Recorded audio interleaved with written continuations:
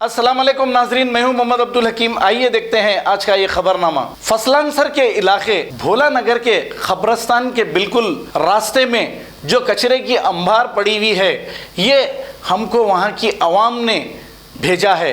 अब जब आवाम को तकलीफ़ होती है तो वो कहाँ जाएंगे? या लोकल लीडर के पास।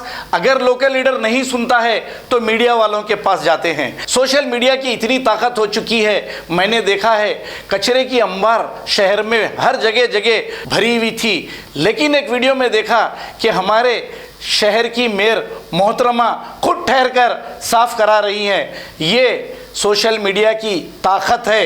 तो बहरहाल अब इस इलाके में जहाँ भोला नगर के खबरस्तान के पास ये जो कचरे की अंबार है, साबिका मेयर साहब भी इसी बस्ती में रहते हैं, लेकिन शायद वो नहीं देखे होंगे, लेकिन अवाम तो यहाँ की परेशान है। आइए देखते हैं ये report.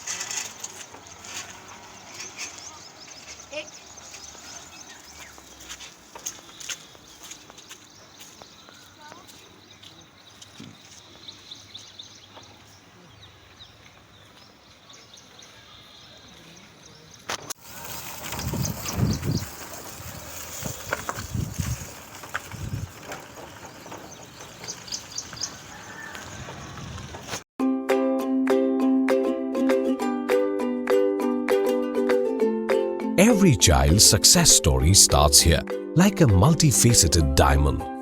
Every student who steps into Success School shines with brilliance, sculptured by teachers polished to perfection.